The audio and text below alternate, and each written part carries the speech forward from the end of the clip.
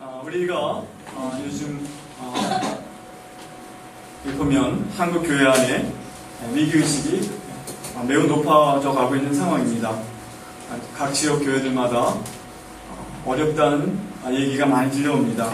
지도자가 교체되는 그런 교회들도 많고, 또 교인의 구성이 이제 노령화되면서 또 주일학교가 약화되고, 그래서 주일학교가 없어지는 교회도 많다. 예전에 우리가 말로만 듣던 것이 우리 한국교회 안에 지금 일어나고 있습니다. 제가 속한 예장 통합 측에서 나온 그 자료를 보니까 지난 10년 동안 통합 측의 주일학교 어린이 부서가 38만 명에서 28만 명으로 10만 명 줄었습니다. 그러니까 주일학교가 자연히 이렇게 많이 없어지게 되죠. 기존의 목회 방식이 한계에 부딪힌 것을 이제 목회자들이 많이 느끼고 있습니다. 교회 재정은 압박을 받고, 또 봉사의 손길들이 교회 안에 많이 없어져서, 사실 우리 GMCC의 이 점심 식사 봉사자를 구하는 일도 보통 일이 아닙니다. 우리 임수정 간사님이 수고를 참 많이 하고 있는데요. 각 교회들마다 예전에 집에서 살림하던 사람들도 이제는 다 나가서 맞벌이를 하지 않으면 생계가 어려운 가운데 있기 때문에 그렇습니다. 열심히 또 봉사하던 분들은 다 이제 연세가 드셔서 더 이상 할 수 없고, 젊은 사람들은 나가서 돈 벌어야 돼요. 이런 것이 교회 안에 지금 일어나고 있는 일입니다. 뿐만 아니라 기도도 약해져서 이제 기도원들은 매각하지 않으면 유지할 수 없는 그런 교회들이 너무나 많아졌습니다. 예전에는 기도원마다 이제 사람들이 이제 10월 달에 가령 개천절이라든가 한글날이라든가 하면 기도원에 가는 사람도 많았는데, 이제는 기도원은 가지 않고 다 놀러 다니는 그런 세대가 됐죠. 자주 모이는 것을 힘들어합니다. 목회 생태계에 심각한 변화가 일어나고 있다는 것을 이제 누구도 부인하지 못하는 그런 상황입니다. 최윤식이라는 분이 한국교회 미래시도라는 그 책을 썼는데, 거기에 첫 번장에 한국교회 잔치는 끝났다, 이렇게 시작하고 있습니다. 이제는 7년 흉년을 대비하는 목회를 해야 한다. 그동안에 우리가 7년 흉년을 지났다면 이제는 7년 흉년을 맞이할 준비를 해야 한다, 이런 전망을 일어나는 걸 보았습니다. 한국 교회뿐입니까? 한국 사회도 전체적으로 희망이나 개선보다는 모든 것이 더 나빠질 것 같다는 전망이 더 지배적인 것 같습니다. 경제 양극화 심각하지요. 또 정당한 권위나 올바른 가치에 대한 혼란에서 오는 극단적인 대립이 끊이질 않고 있습니다. 노령화에 대한 대비 부족과 또 예상되는 세대 간 갈등도 굉장히 알면 알수록 참 우리 마음을 어렵게 합니다.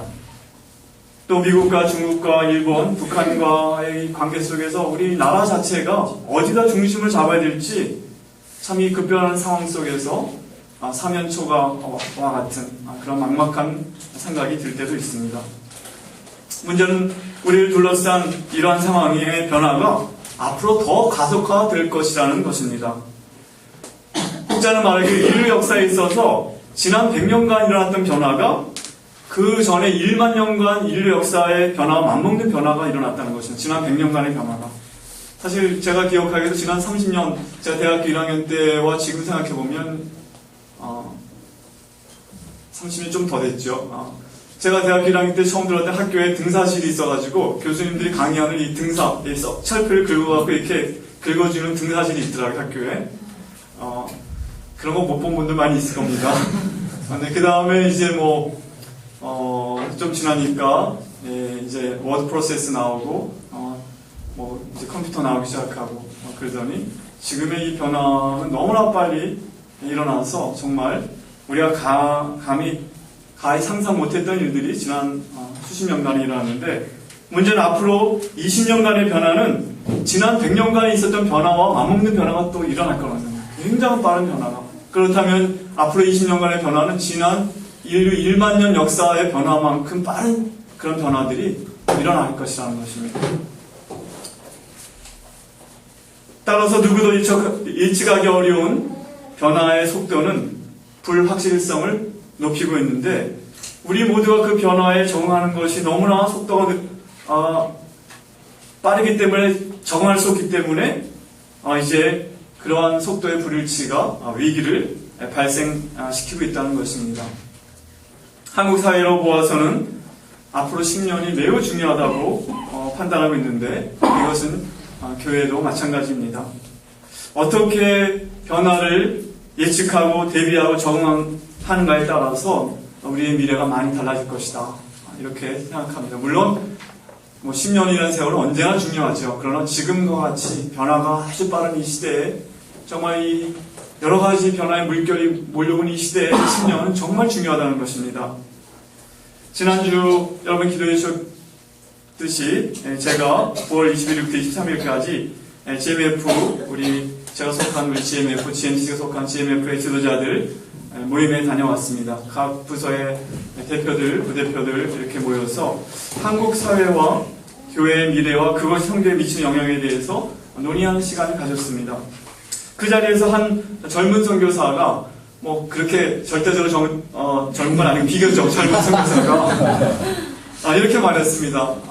그 대표들에게 주로 그래도 우리 선배 선교사님들은 그래도 대우받고 인정받았던 그런 세대를 사는 것 같은데 자신들의 사는 건 너무나 다르다 하면서 고충을 얘기했습니다.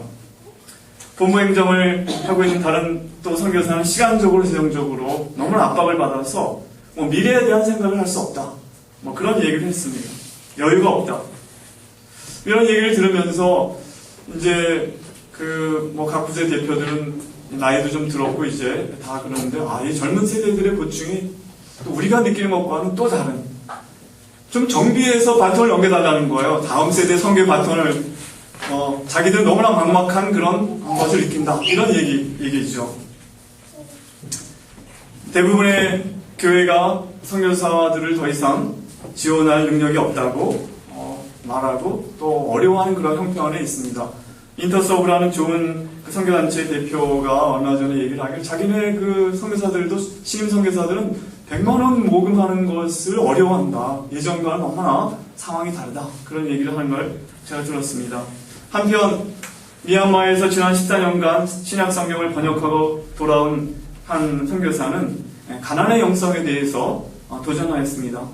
선교사가 가난해지니까 다른 것을 기대하고 왔던 사람들이 사라지고 오히려 복음에 더 관심을 갖게 되는 것을 경험했다. 그런 얘기도 했습니다. 이런저런 얘기를 들으면서 하나님께서는 이런 위기의 상황을 어떻게 보고 계시고 우리가 어떻게 반응하기를 원하실까 생각해 보게 되었습니다. 오늘 성경 본문에서 우리는 위기의 상황 앞에 서 있던 한 사람을 만나게 됩니다. 22절에 보니까 이렇게 표현되어 있습니다. 22절 보라, 이제 나는 성령에 매어 예루살렘으로 가는데 거기서 무슨 일을 당할는지 알지 못하노라. 무슨 일을 당할는지 알지 못하노라. 그러나 구체적인 내용은 모르지만 결박과 환난이 자신을 기다린다는 걸 알고 있다고 이렇게 바울 사도는 말하고 있습니다. 그럼에도 불구하고 그는 마음을 정하고 담대히 예루살렘을 향하여 올라가고 있는 중에 에베소 장로들에게 마지막 고별 설교를 하고 있는 것이 오늘 내용입니다. 오늘 이 설교는 사도행전에 기록된 그리스도인들을 향한 유일한 설교라는 것입니다. 사도 바울, 베드로 설교가 많이 나왔지만 대부분은 이제 불신자들을 대상으로 한 설교 내용들이 기록되어 있는데 이 사도행전 20장의 이 설교는 그리스도인들, 그 중에서도 지도자들을 향한 설교 문이 기록되어 있습니다. 아마 누가는 바울과 동행하면서 그 설교의 내용을 기록해놨던지 잘 기억했다가 이것을 이제 사도행전에 넣고 있습니다. 지금 밀레도에서 바울이 설교하는 이 시점은 주 57년경으로 알려져 있는데 주 57년이라고 한다면 사도 바울의 생애에 있어서 특별히 사도로서의 30여 년간의 생애, 그가 주 34년경에 스데반의 순교와 맞물려서 그때쯤 이제 회심한 거로 본다면, 그리고 주 64년에 순교한 거로 본다면 34년에서 64년, 약 30년간의 생애에 있어서 커다란 전환점을 이루고 있는 시점입니다. 특별히 안디오크에서 파송을 받아 이제 1차 선교 여행을 47년에 시작했는데 47년부터 10년에 걸쳐서 3번의 선교 여행을 통하여 로마 제국의 헬라권 선교, 이번 주 사도행전 여러분 배우셨죠? 헬라권 선교를 이제 마친 시점입니다. 어떻게 보면 선교사로서 사도 바울의 생애 절정기에서 이제 이 말씀을 하고 있는 것입니다. 이 여행을 시작하기 전에 이미 로마서를 고린도에서 써서 보냈고, 또 바로 그 전에 고린도 전후서를 써가지고 고린도 교회에 보냈던 그런 시기고, 그 이전에 1차 전도 여행 때 아마 갈라디아서를, 또 2차 전도 여행 때 하는 중에 데살로니가 전후서를 기록한 그런 시점이죠. 이제 헬라권 선교를 마무리하고 로마를 향해서 라틴권 선교를 위해서 가기 전에 예루살렘을 가는 것인데, 우리가 알다시피 그 이후로 사도 바울의 생애는 64년에 그가 순교하기까지 약 7년여간의 시간을 계속되는 투옥 생활로 대부분을 보내게 됩니다. 예루살렘에 올라가서 체포되고, 가이사라 감옥에서 2년간 투옥되어 있고, 또 로마로 가는 그 여정을 거쳐서 로마에 가서 또 2년간 또 투옥 상태로 지내고, 그 가운데 이제 우리가 알다시피 복중서신 에베소, 빌립보, 골로새, 빌레몬세를 쓰는 일이 있었고, 그리고 이제 그의 생애 말기에 목회서신을 썼던 것을 우리가 알고 있습니다. 이 시점에서 보면 사도 바울은 그 이전까지의 삶도 고난의 삶의 연속이었지만, 이제 이 여행 이후로는 고난의 강도와 위기가 더욱 강해지는 것을 볼 수가 있습니다. 선교사역에 참여하고 있는 여기 있는 우리 모두에게 무슨 일이 일어날지 우리는 아무도 모릅니다. 그렇죠? 모릅니다. 다만 짐작할 수 있는 것은 우리에게 여러 가지 변화와 어려움의 파도가 아주 강하게 닥쳐올 것이라는 것입니다. 어쩌면 전례 없는 위기의 파도가 우리에게 지금 밀려오고 있다. 이렇게 우리가 전망할 수 있습니다. 우리는 그러한 파도 앞에 실망하고 두려워하고 무너지고 낙담할 수도 있고, 아니면 그 위기의 파도를 헤쳐나가면서 한국 선교운동의 새로운 장, 이제 첫 번째 사이클이 끝나고 두 번째 사이클을 시작하는 그 사이클의 기초를 놓고 주역이 될 수 있다는 것입니다. 선교사로서 우리는 닥쳐오는 이 위기의 파도를 어떻게 헤쳐나갈 수 있을 것인가? 전화번호가 뭡니까? 하우입니다. 어떻게 전할 것인가? 지금 얼마나 강의시킬지를 잘하고 익숙해져 있는가를 지금 확인을 해본 건데요. 세 가지로 이제 정리를 해보았습니다. 첫째로, 위기의 파도를 헤쳐나가기 위해선 선교사의 삶에 대한 올바른 전망을 우리가 견지해야 한다는 것입니다. 올바른 전망. 다른 말로 하면 고난과 수고를, 선교사로서 우리는 고난과 수고를 당연한 것으로 받아들이는 그런 자세를 가지는 것이 필요하다는 것입니다. 그것이 선교사의 삶을 마땅하다. 고난과 수고가 마땅히 따를 것이다.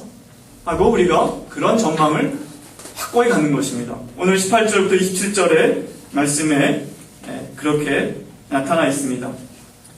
사실 이 위기의 시대를 살아가게 될 때 모든 이가 어렵겠지만, 선교사야말로, 선교사는 평화의 시대에도 복음을 위해서 고난과 수고와 희생을 자처하는 사람들이 아닙니까? 그러니 하물며 위기의 시대의 선교사가 어떻게 평안한 삶을 전망할 수 있겠습니까? 사도 바울이 살던 시대는 팍스 로마나 로마의 평화가 부과되는 시절이었지만, 그러나 그가 복음의 전도자로 하나님의 복음을 위하여 고난의 삶을 살았던 것처럼, 이제 우리는 그냥 일반 사람들도 힘들게 살아가는 시대가 우리 앞에 나오고 있는데, 어떻게 안일한 삶을 우리가 전망할 수 있겠습니까? 마땅히 고난은, 수고는 우리 삶에 있게 될 것이다. 이런 전망을 갖게 될 때 우리는 위기의 파도를 헤쳐나갈 수 있다는 것입니다. 대가를 지불하고 여러분 이 자리에 앉아있는 것입니까? 앞으로 내가 어떤 삶을 살게 될 것이다. 예수님 말씀하셨죠. 나를 따르거든 먼저 계산해보고 따르라. 여러분 선교사가 된다는 게 뭔지 알고 지금 지원하신 겁니까?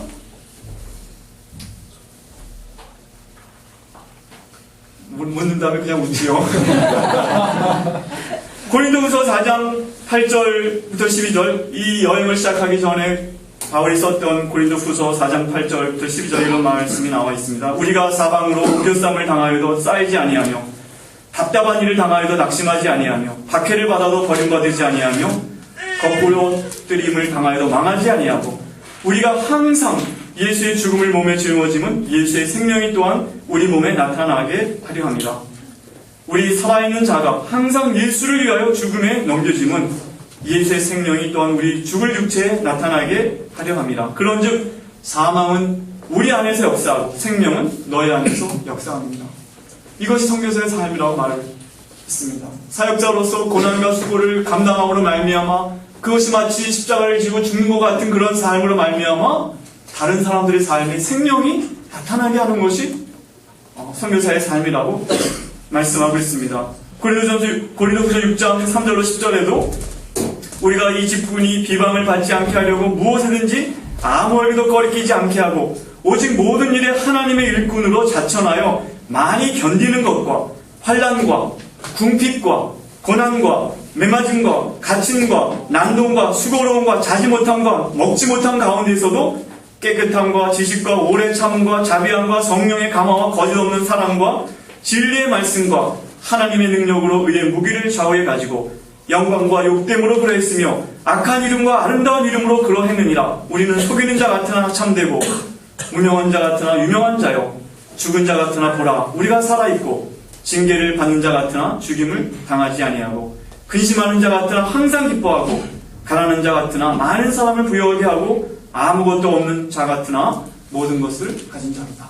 이것이 바로 사도 바울이 경험한 선교사의 삶이었습니다.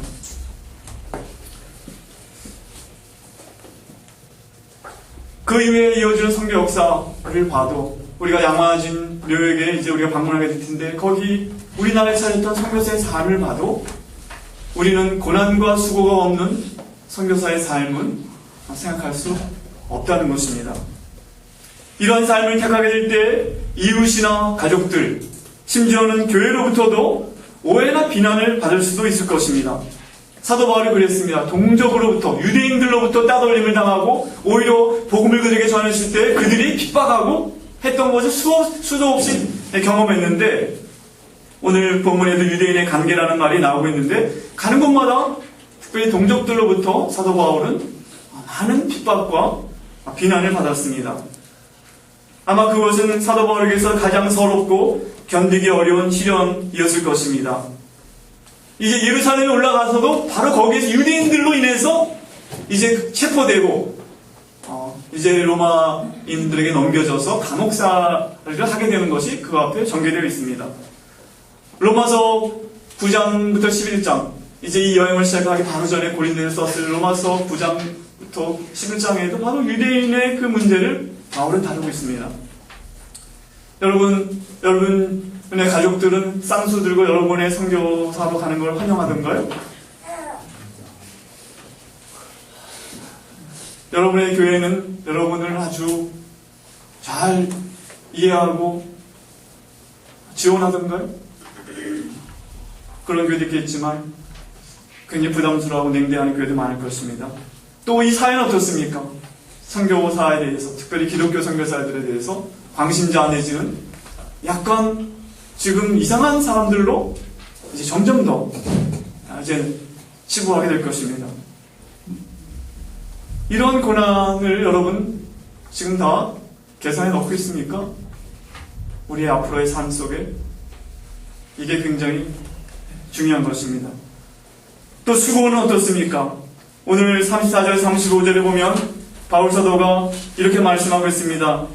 여러분이 아는 바와 같이 여러분 에베소 장로들 여러분들이 아는 바와 같이 이 손으로 아마 이렇게 손을 들어서 바울이 이렇게 말했을 것이란 이 손으로 나와 내 동행들이 쓰는 것을 충당하며 범사에 여러분에게 모범을 보여준 바와 같이 수고하여 약한 사람을 돕고 또 주 예수께서 친히 말씀하신 바 주는 것이 받는 것보다 복이 있다 하심을 기억하여집니다. 사실 이 부분을 보면서 앞으로 교회가 지원을 안 한다 할지라도 우리가 어떻게 선교사로 이 위기 시대를 헤쳐나갈 것인가? 우리도 이 손으로 수고하여 일한 우리의 쓸 것과 어찌보면 다른 사람의 필요를 채워가는 그런 삶을 살겠다. 마음을 굳게 다짐해야 될지도 모른다는 것입니다. 우리가 알다시피 에베소에서 3년간 머물면서 바울은 브리스길라와 아굴라 부부와 함께 초막 만드는 그런 일을 했습니다. 특별히 이제 유대인의 핍박을 받아서 회당에서 나와서 두란노 서원을 빌려서, 아마 두란노라는 철학자가 있었는데 그가 사용하던 그 장소를 이제 사도 바울이 빌려서 2년간 말씀을 가르치는 사역을 합니다.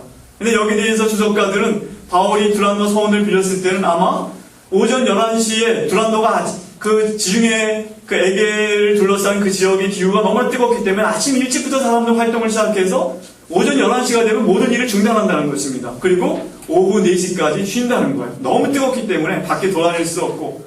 그러니까 두란노는 아침에 일찍 강의하고 이제 빈 시간을 사도 바울이 아침 10시 일찍 일어나서 텐트를 만들고 열심히 노동하다가 이제 11시가 되면 두란노 서원에 와서 11시부터 오후 4시까지 이제 남들은 다 쉬고 자고 하는 그 시간에 하나님의 말씀을 열심히 가르치는 그런 일을 2년간 했을 거라고 많이 이야기하고 있습니다. 얼마나 수고로운 삶이었겠습니까? 사도 바울은 복음이 다른 이유로 전해지는 것, 다른 이유 때문에 내가 이 일을 한다는 것에 대한 비난을 피하기 위해서 일부러 그렇게 살았다고 고린도서에 말하고 있습니다. 특별히 이제 우리가 선교사로 살아가야 할 시대는 우리의 수고를 지난날보다 더 많이 요구하게 될 것이다. 특별히 한국 선교사들에게 있어서.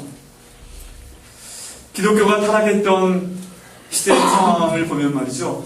이런 지도자들이 아주 지도자들의 삶이 헌신이 아니라 출세와 쉬운 삶을 살아가는 방편이었던 것을 우리가 알 수 있습니다. 기독교가 타락했던 시대에 기독교 지도자가 된다는 것.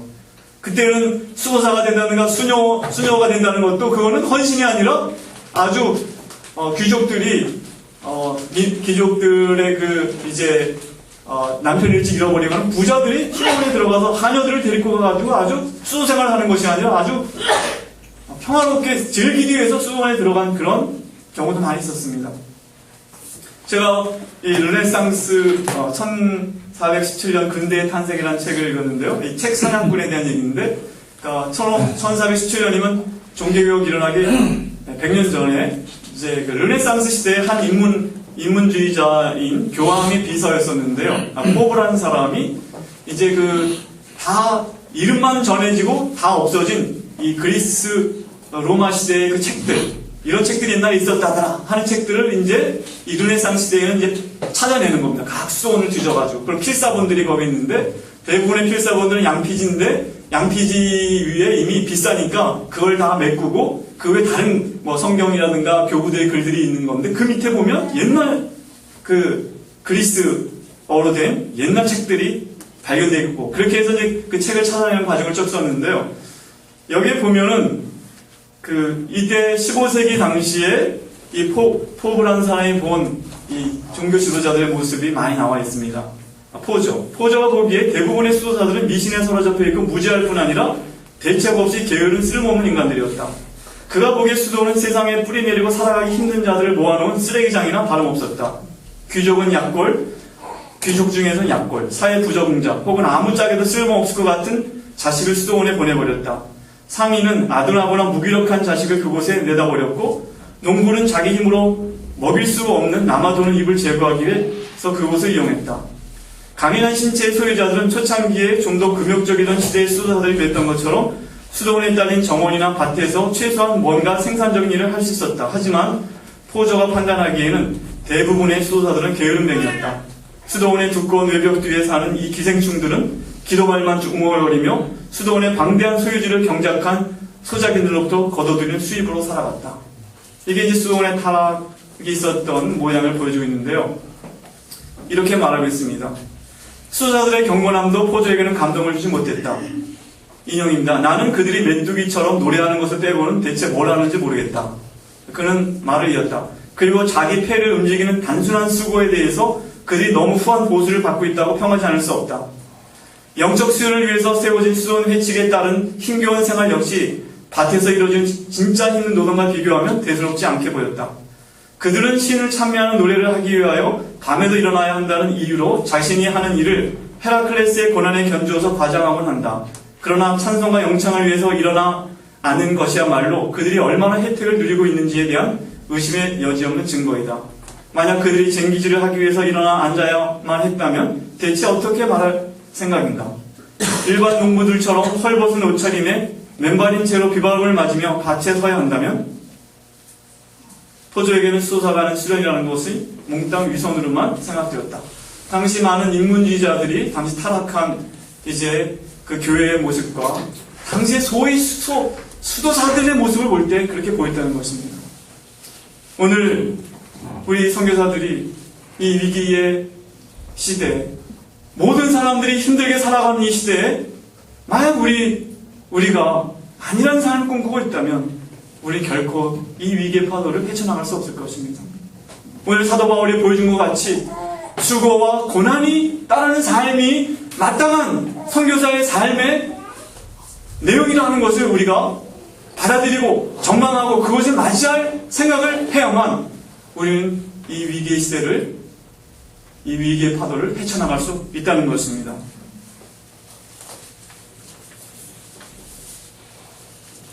우리가 지금 선교사로서 우리 삶에 대한 전망 속에 고난과 수고, 오해와 받는 것과 냉대를 내포하고 있다면 그런 것이 닥쳐왔을 때 우리의 잠시 환란에 경한 것이 지극히 크고 영원한 영광에 중한 것을 우리에게 이루게 하미니 우리가 주목하는 것은 보이는 것이 아니요 보이지 않는 것이니 보이는 것은 잠깐이요 보이지 않는 것은 영원함이라고 고백했던 그 바울의 고백을 우리가 할 수만 있다면 우리는 위기의 파도를 헤쳐나갈 수 있을 것입니다.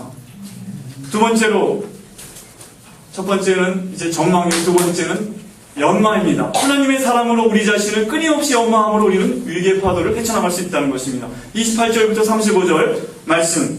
28절 말씀은 여러분은 자기를 위하여 또는 온 양떼를 위하여 상가라 이렇게 말씀하고 있습니다. Keep watch over yourselves. Keep watch over yourselves. 이렇게 말하고 있습니다. 사도 바울은 이러한 삶의 모본을 보여주었다는 것을 계속 말씀하고 있습니다. 우리가 알다시피 잘 시작했다고 잘 마치는 것이 아닙니다. 여기 지금 GMTC에 우리가 다 같이 훈련받고 있지만 우리가 우리 자신을 계속 연마하지 않는다면 우리 자신도 모르게 타락한 삶을 살게 될 것입니다. 여기 30절에 보면 이렇게 바울이 말씀하고 있습니다. 또한 여러분 중에서도 제자들을 끌어 자기를 따르게 하려고 이그러지 말을 하는 사람이 일어날 줄을 내가 아노라. 혹시 이 가운데 49기 가운데 저를 포함해서 여기 저 엄목사님 포함해서 이태 목사님 이제 좀 이렇게 좀 댓글하면 되겠는데 포함해서 이들 가운데 앞으로 10년 뒤 20년 뒤에 타락한 사람이 나올 줄 제가 안다고 말할 수 없겠지만 그러나 가능하다는 것입니다. 우리가 삼가지 않는다면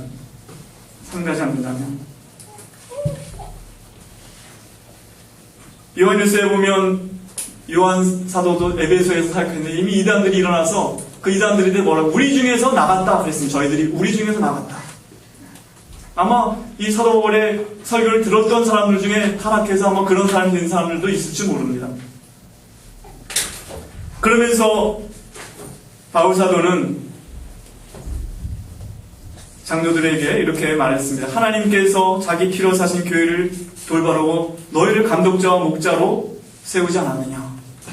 하나님께서 자기 피로 사신 교회, 예수님께서 피를 흘려서 선한 목자이신 예수님께서 피를 흘려서 구속하신 그 양떼를 너에게 맡겼으니 너희도 선한 목자이신 예수님을 본받아서 그렇게 양떼를 위하여 목숨을 줄 수 있는 그런 삶을 살아야 되지 않겠느냐 이렇게 도전하고 있는 것입니다.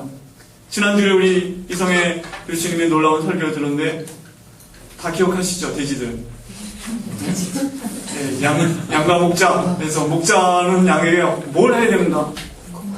뭐 합니까? 공급자, 또 보호자, 그리고 또 함께 동행하는 거. 오늘 여기 본문에 다 그런 내용이 나오고 있습니다.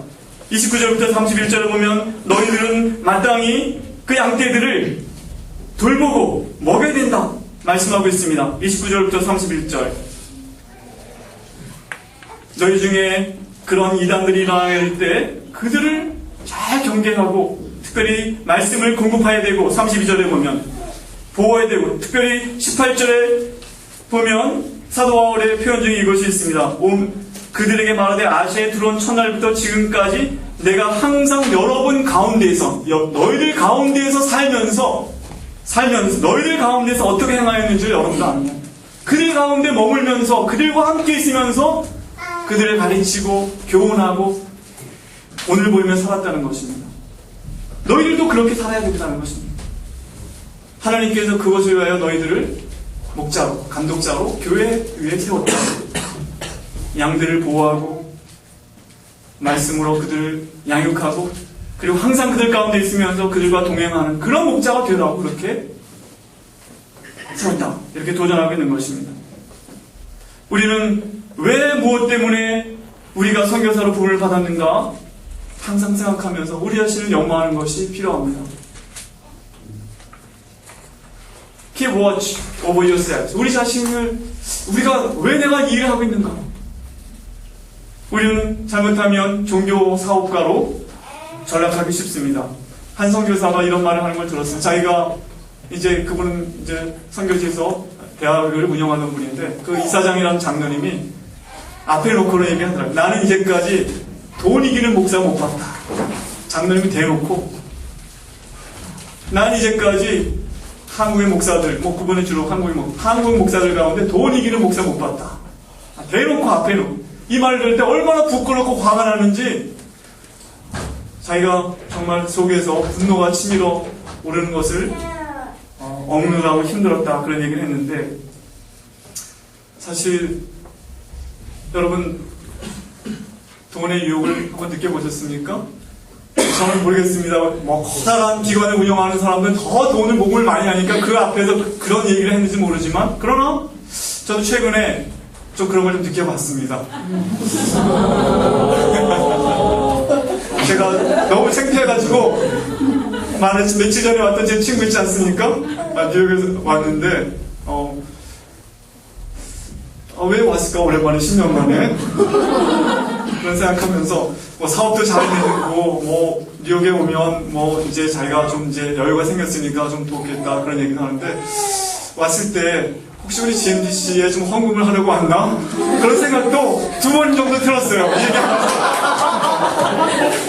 끝날 때 나갈 때쯤에 뭘 주려나? 그런 생각도 정말 들었습니다. 그러면서 이게 내 속에 뭐가 있는지 앞으로 정말 참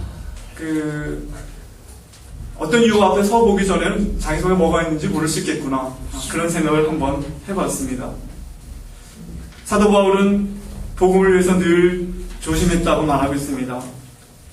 여러분이 아는 바와 같이 33절, 35절에 그 내용에 보니까 여러분이 아는 바와 같이 내가 아무의 은이나 금이나 의복을 탐하지 아니하였고 여러분이 아는 바와 같이 이 손으로 나와 내 동행들에 쓰는 것을 충당하면서 수고하여 가난한 자들 돕고 그렇게 살았다.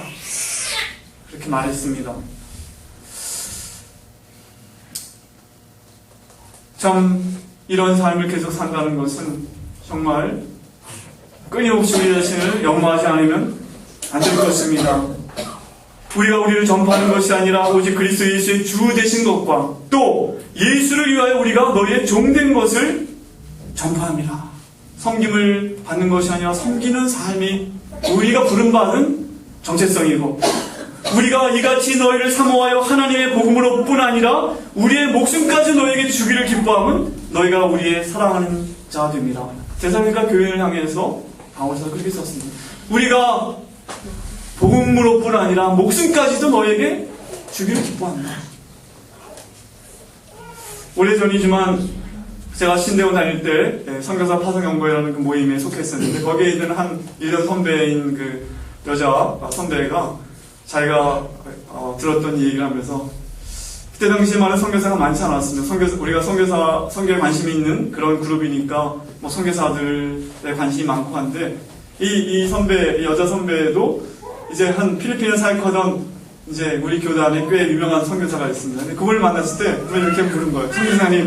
선교사님 필리핀 사람들을 사랑하세요? 이렇게 물었어요. 그랬더니 이분이 사랑하냐고요? 죽여버리고 싶어요.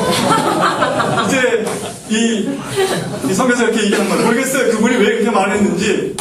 아마 이제 이 철없는 이 신학생, 선교지망생들의 꿈을 깨려고 그렇게 얘기한 것 같다는 생각을 합니다. 하지만 우리도 오랜 선교사의 삶을 산 다음에 악만 남은 사람, 모든 것에 대해서 냉소적인 사람, 선교에 대해서나 복음에 대해서나 하나님에 대해서 아주 그런 뼈다귀만 남은 사람이 될 수도 있고, 아니면 하나님의 사람으로 계속 성장해 나가는 가운데 우리가 얼마나 하나님의 사랑의 공급을 받고 있고 또 하나님의 사랑과 말씀을 의지한지 그렇게 연마함에 따라 우리의 삶은 또 달라질 것이라는 것입니다. 여러분, 무엇을 선택하시겠습니까? 앞으로 10년, 20년 뒤에 아주 악만 남은 선교사, 그래서 현지인들에게 당한 것만 생각하고 또 자신의 본분을 망각하고 그들을 이용해서 살아가려는 어떤 그런 종교적인 사업가로 병모에서 GMC 앞에 나타날 것입니까? 참 이것이 우리에게 큰 도전인 것입니다. 오늘 에베소 장로들에게 사도 바울은 이렇게 말씀하고 있어요. 지금 내가 여러분을 주와 및 그 은혜의 말씀에 부탁하노니 그 말씀이 여러분을 능히 든든히 세우사 거룩하게 하심을 입은 모든 자 가운데 기업이 있게 하시리라 말씀하셨습니다. 하나님과 그 은혜의 말씀을 의지하고 점점 풍성해지는 삶을 여러분 연마해야 되지 않겠습니까? 지금보다 더 하나님을 의지하고 그 은혜의 말씀을 더 경험하고 살아가는 그런 삶을 우리가 계속 살아가지 않는다면 우리는 이 위기의 파도 앞에 무너져버리고 말 것이라는 것입니다. 우리의 삶은 어쩌면 외적인 어려움보다 내적인 붕괴가 더 치명적이 될 수 있습니다. 그래서 사도 바울은 디모데에게 이렇게 권면했습니다. 이 모든 일에 전심전력하여 너희 성숙함을 모든 사람에게 나타나게 하라. 네가 네 자신과 가르침을 살펴 이 일을 계속하라. 이것을 행함으로 네 자신과 내게 듣는 자를 구원하리라. 우리는 위기의 파도를 헤쳐나가기 위해서 깨어서 우리 자신을 끊임없이 연마하는 것이 필요합니다. 그렇게 될 때 위기의 파도는 오히려 그로 인해서 우리를 하나님 앞으로 더 가까이, 더 빨리 또 밀어주는 그런 힘이 되기도 할 것입니다. 마지막으로 우리가 위기의 파도를 넘어가기 위해서는, 헤쳐나가기 위해서는 확신이 필요합니다. 어떤 확신입니까? 우리를 통하여 하시는 하나님의 사역이 마침내 귀한 열매를 맺게 될 거라는 그런 확신을 우리는 가져야만 선교사로서 어려움과 고난을 다 돌파해 나갈 수 있을 것입니다. 오늘 본문 그 앞에 내용들을 보면 사도 바울은 수많은 고난과 수고를 했지만 그 결과 그에게 어떤 열매들이 있었다는 걸 우리가 다 확인할 수가 있습니다. 무엇보다 이방 지역에, 특별히 사도 바울이 지난 10년간 사역했던 그 지역에 마게도냐에, 갈라디아에, 아시아에, 아가야에 교회들이 세워졌다는 걸 알 수가 있습니다. 20장 4절 5절을 보겠습니다. 4절 아시아까지 함께 가는 자는 베레의 사람 브로의 아들 소바더와 데살로니가 사람 아리스타고와 세군도와 더베 사람 가이와 및 디모데와 아시아 사람 두기고와 드로비모라. 그들이 먼저 가서 드로아에서 우리를 기다리니, 아마 우리는 바울과 누가를 포함해서 혹시 디도까지 포함한 우리, 그렇다면 바울과 동행하는 사람은 적어도 9명 이상인데 이 사람은 다 그 이방 지역의 바울 사도의 사역의 결과로 나타난 교회들의 파송을 받은 대표들이 이제 헌금을 모아서 예루살렘으로 함께 올라가는 길에 바울과 동행하고 있다는 것입니다. 사도 바울의 서신에 보면 수많은 사람들의 이름이 나옵니다. 이것이 그의 수고와 고난의 결과 나타난 하나님 주신 열매들이 아닙니까? 그래서 빌립보서에 이렇게 말했죠. 우리의 소망이나 데살로니가서에 우리의 소망이나 기쁨이나 자랑의 멸관이 무엇이냐? 그가 강림하실 때 우리 주 예수 앞에 너희가 아니냐.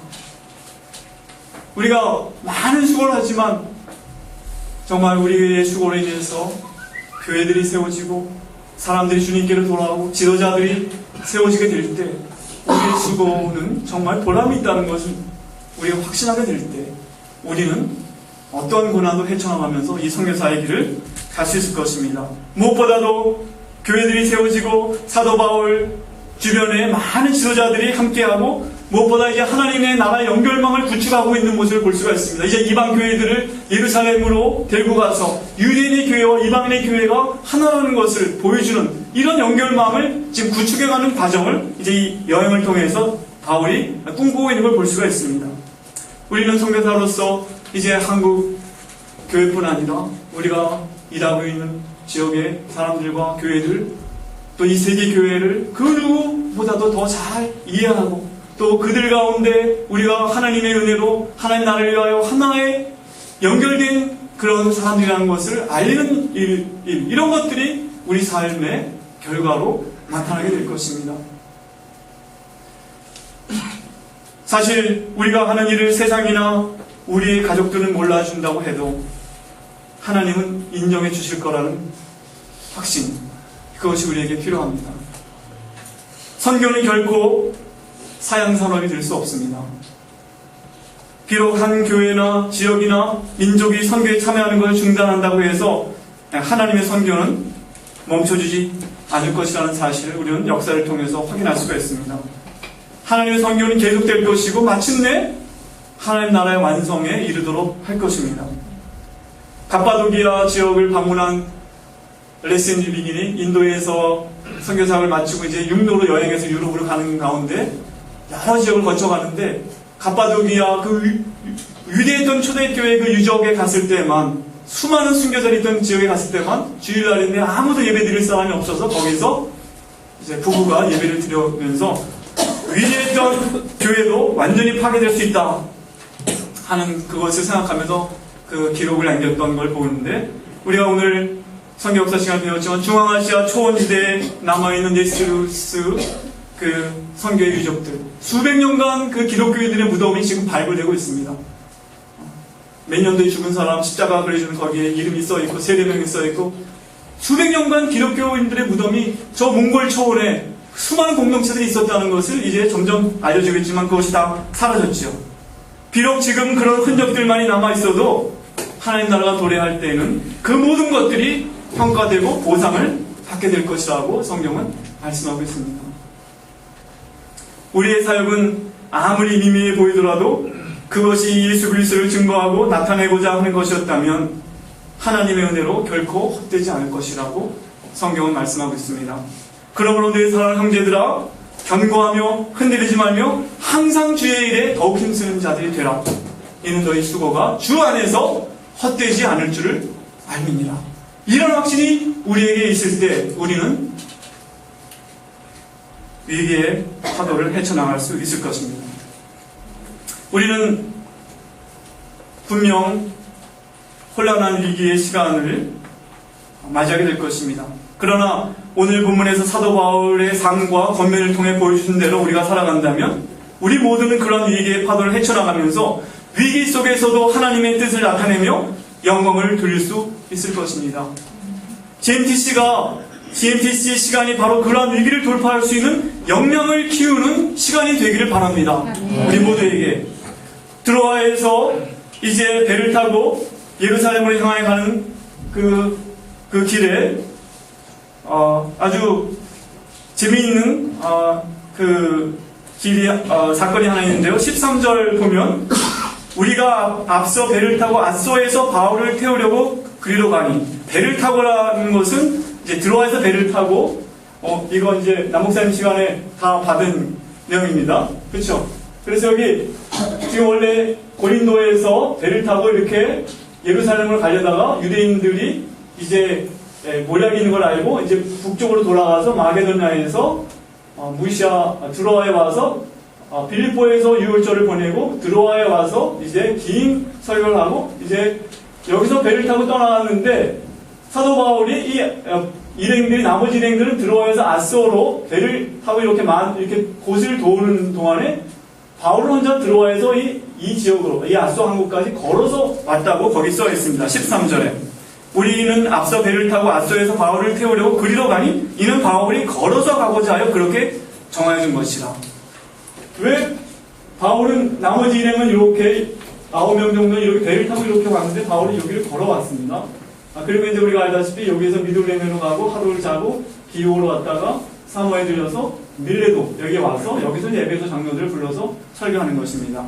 그래서 보면 하루씩 머무는데 에게의 바람은 아침에 북쪽에서 부는데 오후가 되면 그 바람이 멎고 이제 저녁이 되면 완전히 배가 움직일 수 없게 바람이 멈추기 때문에 연안 여객선을 타고 지금 오는데 일부러 사도 바울은 이제 에베소를 통과하지 않는 배를 타가지고 밀레도까지 온 것입니다.